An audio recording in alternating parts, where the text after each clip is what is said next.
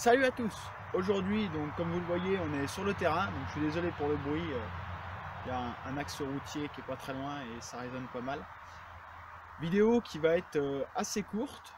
Ben, je l'espère. C'est juste un petit test. Donc pour ceux qui connaissent, des cartouches réductrices.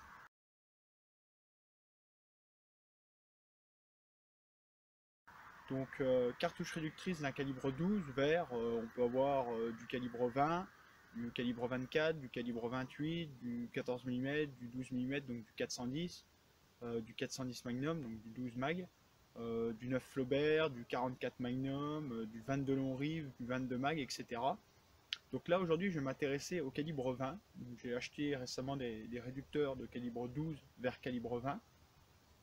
C'est simplement une pièce en acier qui a été faite autour, usinée à la forme d'une munition normale de calibre 12, dans lequel a été percé un trou pour venir y insérer une munition calibre 20. Donc vous voyez que ça rentre parfaitement, il n'y a aucun souci.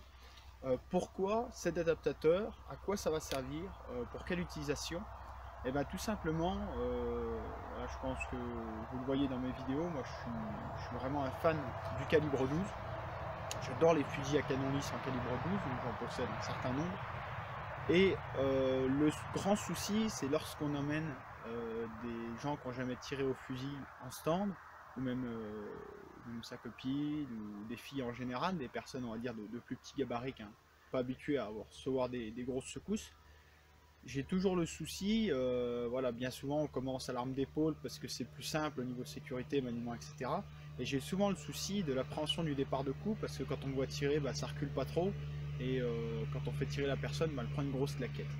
Donc ça fait un moment que j'y ai réfléchi et là j'ai choisi donc, le calibre 20 pour avoir une cartouche réductrice. Donc qui va aussi bien passer dans des monocoups, des superposés, des juxtaposés. Dans des semi-auto, sûr ça va pas cycler, je garantis même pas que ça rentre. Et je vais regarder dans mon fusil à pompe si ça passe aussi ou pas. On va très vite le voir. Là je l'ai pas pris avec moi mais je regarderai de retour du stand, voir si ça rentre. Donc là on va faire un essai. Donc j'ai des cartouches de calibre 20, j'ai pris des Soloniac parce que je savais pas trop quoi prendre, donc j'ai dit je prends la base. Donc en calibre 20-70, plomb de 6, 30 grammes de charge. Et à côté de ça j'ai acheté des cartouches aussi Soloniac qui sont de la même gamme, les deux sont marqués en L100. Là c'est des 32 grammes en plomb de 6, juste pour faire un comparatif en fait de gerbe, voir si l'évolution du groupement, si la gerbe est sensiblement la même, et aussi faire une vidéo en vous montrant le recul qu'on a, parce que normalement le calibre 20 ça claque pas du tout. Donc là on commence, cartouche de calibre 12, donc plomb de 6, 32 grammes, et le Baïkal monocoup. Donc bouchon d'oreille, très important au casque, parce que oui, c'est important.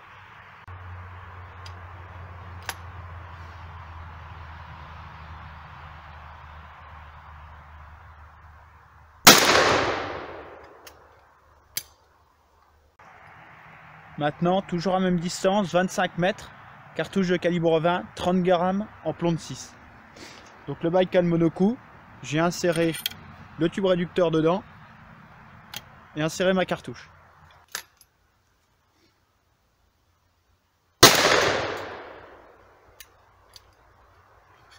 C'est vraiment très doux au tir.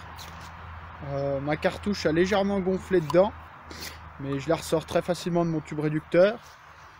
Par contre ça m'a bien encrassé mon canon du coup avec le manque de montée de pression.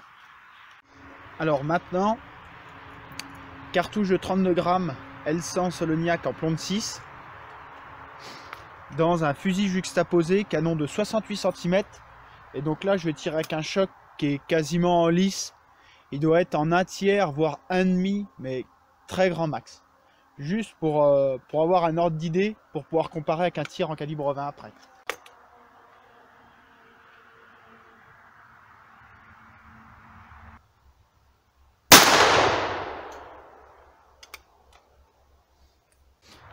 Alors là, grosse déception. Il va falloir que je toile légèrement et que je reprenne à la pierre à la lime. En fait, l'épaulement qui est légèrement conique, car mon fusil est chambré en 65, mais on peut largement tirer de la munition moderne, je vais juste pas faire chambrer en 70. Et du coup, les réducteurs sont faits pour du 70 et du 76. Et donc j'ai juste au niveau de l'épaulement conique, en fait ça vient appuyer. Et ce qui me fait forcer, donc je vais pas... Voilà. Je peux les mettre, les renlever. Mais si je ferme le fusil, bah après, il ferme pas tout court. Donc bah, je vais retourner à la maison. Et je continuerai mes essais une prochaine fois, quoi. Bon, pour pas avoir fait quand même le voyage juste pour tirer 3 cartouches, je vais tirer donc une cartouche de calibre 20 dans le réducteur, dans le Baïkal, monocoup, canon de 71 cm en full choc. Et là je vais le tirer, en fait je vais juste tenir mon fusil à une main à la hanche, en visant au sol, histoire de ne pas faire partir une cartouche en l'air non plus. Juste pour vous montrer donc le recul au calibre 20. Donc là j'ai un fusil qui pèse 2,5 kg. Donc là je tiens juste mon fusil avec l'avant-bras collé contre mes côtes, et donc la main sur la crosse.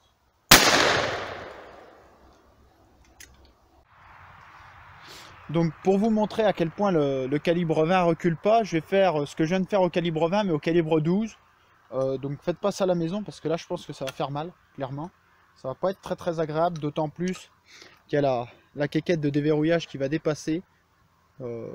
Mais bon, on va quand même le faire pour vous montrer un peu la différence de recul, parce que je viens de regarder la vidéo et on a l'impression en fait que ça recule beaucoup alors que c'est vraiment très doux. Je vais pas dire qu'on ferait ça toute la journée, mais c'est doux quand même. Là j'arrive, je bloque. Donc je me suis fait pincer le doigt, ça c'est fait. Et je pense qu'on verra sur la vidéo que c'est clairement différent. Ça fait carrément plus mal. On se retrouve donc le lendemain de mes premiers essais. Donc je vais retoucher à la Dremel et au papier à poncer à la tôlerie la cartouche réductrice pour qu'elle rentre dans mon fusil qui est chambré en 65. Les cartouches sont uniquement faites à la base pour du 70, donc du 12-70 et du 12-76. Et pas pour du 12-65, donc j'ai dû les retoiler un peu, histoire que ça puisse rentrer en chambre. Et donc là, ça rentre parfaitement, c'est nickel. Donc je vais faire le tir et ensuite on va comparer un peu les résultats qu'on va obtenir, voir la réelle différence de gerbe entre du calibre 12 tiré dans un calibre 12 et du calibre 20 tiré grâce à une cartouche réductrice dans du calibre 12.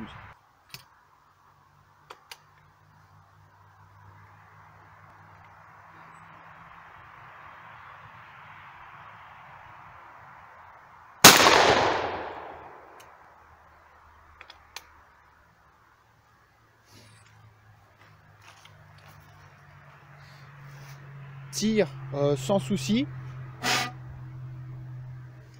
Extraction de la cartouche bien sûr sans souci. Alors hier il faisait 4 degrés, là il en fait 2, guère plus. Donc c'est pas les conditions optimales pour faire ces essais là. Mais au moins on voit qu'en conditions, on va pas dire dégradées, mais en conditions un peu merdiques, voir ce que ça peut donner avec le réducteur aussi, quoi. Je viens de finir les tests, donc je vais vous mettre des photos des résultats bien sûr dans la vidéo, hein. Donc le premier tir avec le Baïkal monocoup, donc canon de 71 cm en full choc.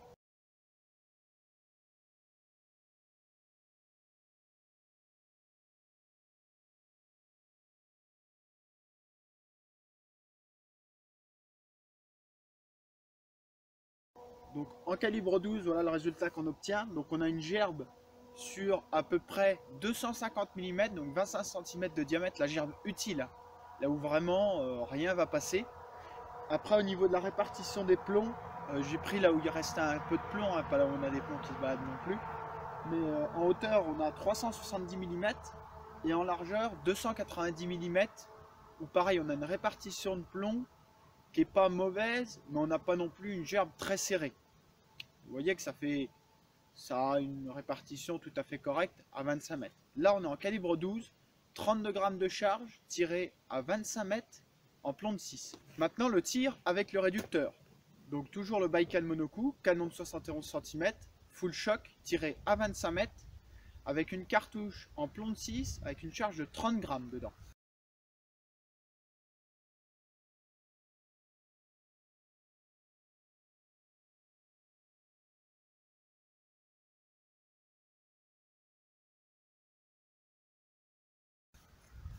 Donc on a une gerbe qui est plus serrée qu'avec du calibre 12, on est à une gerbe, on va vraiment dire très serrée, de 230 mm et avec après un groupement d'une hauteur de 300 mm sur une largeur de 350 mm.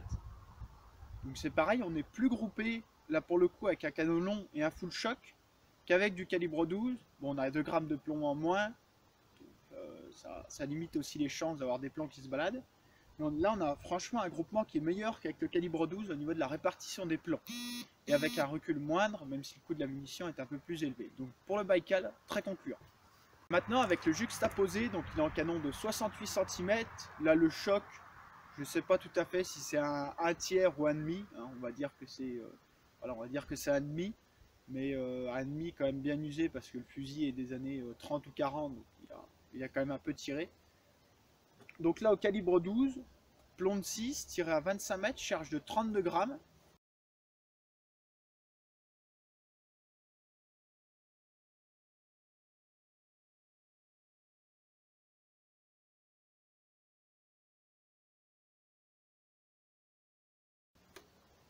Toujours cartouche à bourre à jupe. On est sur une gerbe utile de 300 mm, vous voyez que c'est quand même déjà plus éparpillé. Et après la hauteur du groupement et la largeur font 370 mm et j'ai pas plus de plomb parce que mon carton fait à peu près cette taille là. On va dire, pour vous donner un ordre d'idée, c'est la largeur d'un buste humain normal, quoi, en gros la taille du carton. Pour un gibier, on va prendre la moitié de la taille du carton. Le but là, c'est pas de prendre une feuille de 2 mètres sur 2 mètres, de tirer dessus et de vous donner un groupement exact. C'est vraiment un groupement utile pour avoir des comparaisons pour une utilité chasse. Pour vraiment tirer sur quelque chose ou s'amuser à tirer des plateaux, des choses comme ça. Savoir si ça a une réelle utilité de tirer une cartouche de calibre inférieur dans un fusil, donc en calibre 12, tirer de la munition par exemple, là pour le coup en calibre 20. La gerbe est pas trop mal, on a une gerbe qui est quand même assez serrée, mais après on a vraiment des plombs qui se baladent. Et en calibre 20, j'ai tiré ma cartouche un peu basse, c'est con, et j'ai plus de carton, donc je vais pas pouvoir vous réitérer l'essai pour la vidéo en tout cas. Là, clairement, il y a des plombs d'ici jusqu'en bas.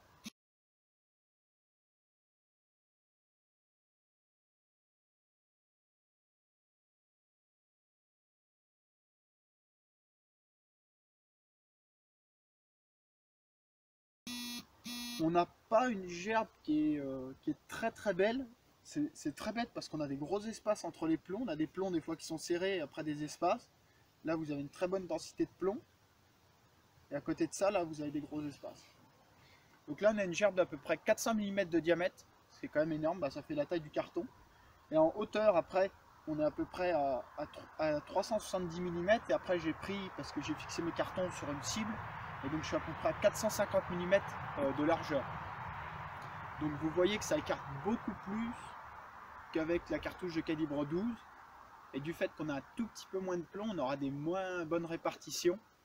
Après, ça vient peut-être aussi du fait que j'ai retouché le réducteur et en supprimant les 3 ou 4 mm de guidage qu'il y avait en plus à la base, peut-être que le groupement du coup est moins bon qu'avec un réducteur d'origine.